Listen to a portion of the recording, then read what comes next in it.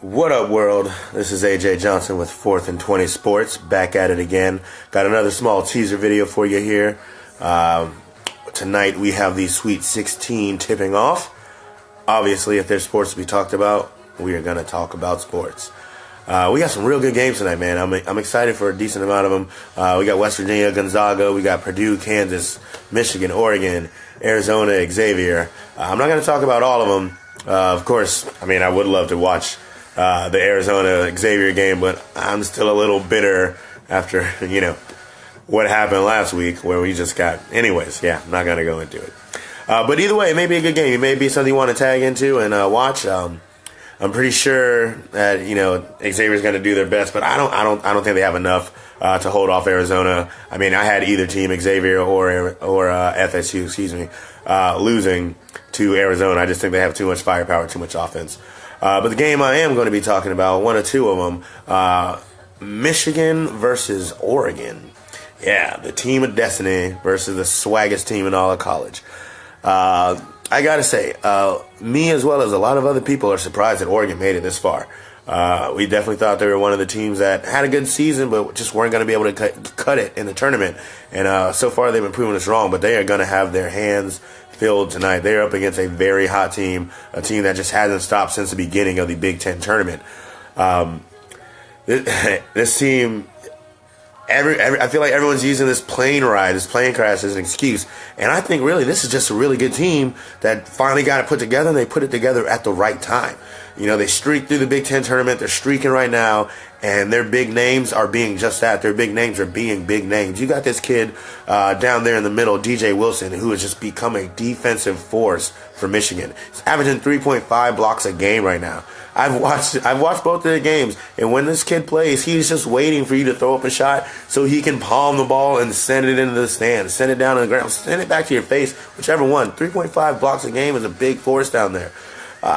And here's the best part. He may surprise you and grab a couple rebounds. He's not the best rebounder for a big man, but once he does get an offensive rebound, you basically got to watch him put it back up, because if you foul him, this man's going to the line and he's making it every single time. He shoots 83% from the free throw line, which is really great for a big man. He's shooting 10 for 10 from the tournament right now. Hasn't missed a shot from the line, which is not something you could have said about this man last year. He's made vast improvements and has helped this team really, really, really much during the stretch. He's got tons of compliments around it. This one kid, everybody knows the name. You've heard him talked about, Derek Walton Jr.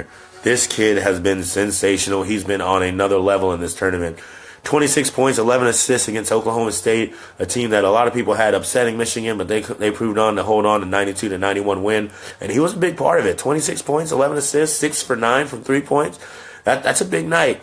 He fell off a little bit scoring-wise when they played Louisville, but his senior presence really helped them stay in the game. Just because he wasn't scoring, he didn't get frustrated. He jumped in there as a point guard and grabbed 7, 8 rebounds, dished out 6, 7 assists, was a defensive force, getting in the passing lanes, disrupting the ball, doing everything he could to just stay in the game, even though he only scored 10 points. And they still came away with a 4 or 5 point win. I don't 100% remember exactly what it was. I definitely think tonight Derek Walton bounces back. I think he has a much better game than the 10 points he had last game, which at the college level still isn't bad when you have these guys around you who can put up numbers like they have been putting. But it's definitely going to be a great matchup. He's got a head-to-head matchup with this kid in Oregon, Tyler Dorsey, who is no joke. Tyler Dorsey, his middle name might as well be productivity. His nickname, his surname should be efficiency. This man has taken it to another level, and he is trying to put this Oregon Ducks team on his back and run them through the Final Four if they can. He 5 games ago, this kid started off with 20 points and just never looked back. He scored 20 points in his last 5 games, including 24 points against Iona, 27 points against Rhode Island, and in that game, he didn't just put up points, he stat stuffed. He had 5 rebounds, 6 assists, 3 steals, very disruptive, not to mention hitting the game winner and keeping these boys alive in the tournament. These kids, everyone thinks because they lost this Chris Boucher that their season was over, that they weren't going to be able to do anything. These kids are here to show you that just because they lost one player, that's not their entire identity. They may not have a shot blocker, their bench may not be as deep anymore, but they're still finding ways to win, and they're doing it with excellent guard play. And if you can get guard play, then that's something that's going to take you a long way in this tournament. Now, I will say, I don't know if tonight's the night that happens to them, though. I just think Michigan's too hot right now. Their defense has been turned up on every level. Walton's been complimented with Rockman on the side. He's been getting into the lane, getting his points. Zach Irvin's been a beast. He's hitting threes from the wing every time you give him the ball. He's finding things to do. And again, DJ Wilson has just been that guy. And if those guys can't hit it, Wagner dropped 24 the other day. That's how they beat Louisville. They got so many weapons. If you ask me, I think Oregon's the team to lose tonight. I think they're going to fall just short. I got Michigan winning 82-77, something like that. Again, March Madness, anything can happen. I could definitely be completely wrong. I don't think I am. But tune in, we'll see. That game tips off 7:09. The other game I want to talk about, just one more. Just want to stop in and talk to you guys. I know you guys missed me. The other game was Kansas-Purdue. I had Purdue right about here. I at first had them going a little farther, and as I keep looking at this game, I'm a little more afraid for Purdue than I thought I would be. And if you remember, I had Kansas. If you watched my last video, I had Kansas as one of my pretenders. If they lose tonight, I'm still kind of right. But if they keep going, hey, you prove me wrong, and I'm glad. Either way, we're getting good basketball, and that's what we're here to watch. Purdue tonight, Purdue's going to put up a fight. Kansas is going to have a lot to worry about with that three ball. This team shoots that three really well. They have 5 players shooting over 40% from behind the three-point line. Not to mention, as a full team, they shoot about 42 to 43%, which is good for top 5 in the nation. So if they're dropping threes like that, I mean, that's how they beat Iowa State. If these kids get off from back there, it's going to be a lot of work. Now, everyone's talking about Purdue's big men. They're the reason they're supposed to do something. But the way you counteract big men are with guard play. And these guards on Kansas are just ridiculous. Frank Mason averages 20 points in his sleep. Josh Jackson gets better every single game.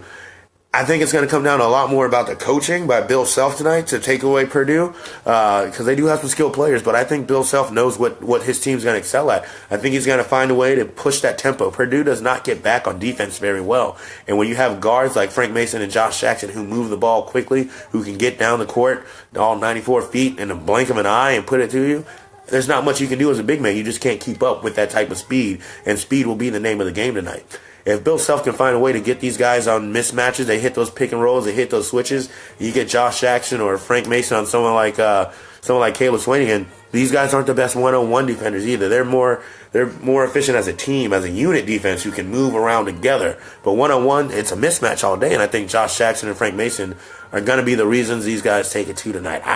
I really hope I'm wrong, because I want to be right about Kansas being a pretender, but every time I look at it, it looks like Kansas is going to find a way to do this tonight. And I mean, as a number 1 seed, that's what you do. So an Elite 8 appearance, again, is what I'm bringing out for Kansas, I think. Purdue falls just a little bit short. If I'm wrong, cool. Caleb Swanigan gets off. He does his 20 points, 12 rebounds. Cool. Like, yes, do it. I applaud it. But as of right now, I have it something like Kansas. I mean, they're just offensive. They're a little too much. I have it Kansas 88, Purdue 78. I do think it'll be like a 10-point victory. Purdue's only put up 80 points in both their tournament games, whereas Kansas has boasted 100 and a 90-point game. So I hope that defense steps up. Either way, again, if we get good basketball, that's all we came for.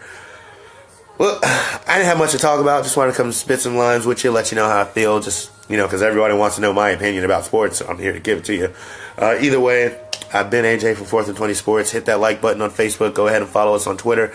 We are coming with the full hour-long podcast sooner than you think. So just keep looking out. Just keep checking our page. You got any questions you want to hit? You just want to rap with us about sports? I'm about it. Hit me up 4th and 20 at Facebook. Max Todd at Facebook. AJ Johnson at Facebook. Apparently at Facebook is a thing. I'll learn better one day. But other than that, holla at your boy 4th and 20 Sports.